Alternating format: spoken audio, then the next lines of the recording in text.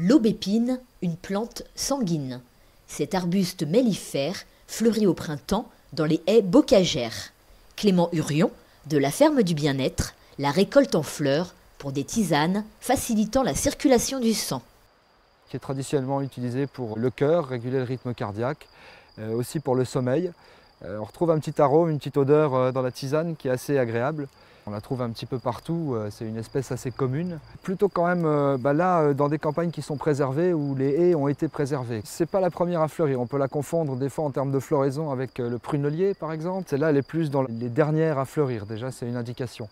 Elle va commencer à l'inverse d'autres arbres à faire d'abord les feuilles. On la reconnaît à la feuille qui est doigtée comme ça. On ne peut pas la confondre dans les haies avec le cynorhodon qui a une feuille de rosier plutôt. Le stade de récolte est important comme souvent pour les fleurs. Il faut qu'on ait à peu près entre 1/3 et 2/3 de boutons ouverts et 1/3 et 2/3 de boutons fermés. Pour l'accueillir, il faut avoir l'ensemble des fleurs. Il faut avoir toute la corymbe avec le petit bout de bois. On arrache juste un tout petit bout de bois avec les fleurs. Le stade de récolte aussi est important. Là, on voit que les fleurs sont bien roses, les étamines sont bien roses.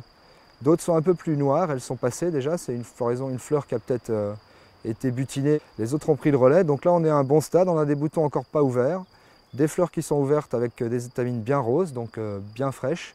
Et puis 2-3 fleurs passées, voilà. C'est une plante qu'on appelle aussi l'épine blanche, par opposition à l'épine noire qui est le prunelier. Bon, l'écorce est un petit peu blanche, on comprend pourquoi. Et puis voilà les épines. C'est des épines qui sont très acérées, surtout sur les jeunes sujets. Certainement pour que l'arbre se protège des ruminants. Donc voilà quoi. Donc ça, quand on se pique avec ça, là, il y a un petit bout qui casse. Et puis souvent, ça fait des petites plaies qui raidissent un peu la main. C'est assez désagréable. Donc il faut éviter de se piquer.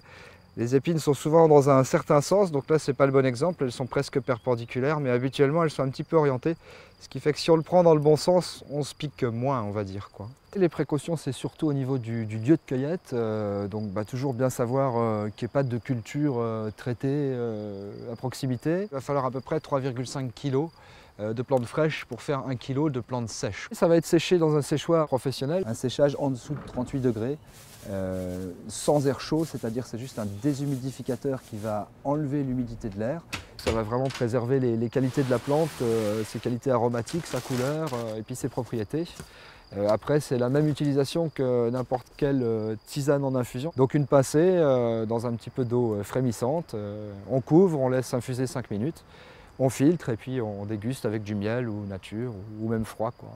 C'est des plantes qui ne sont pas forcément dangereuses, mis à part peut-être pour les gens qui peuvent avoir des problèmes cardiaques, donc à prendre conseil chez son médecin ou pharmacien ou professionnel de santé. Le mieux pour un particulier quand on veut sécher une plante, c'est de tendre un petit drap dans une pièce plutôt assez sèche, assez saine. On tend un petit drap entre deux poutres ou au-dessus d'une armoire, là où l'air est plus chaud et plus sec.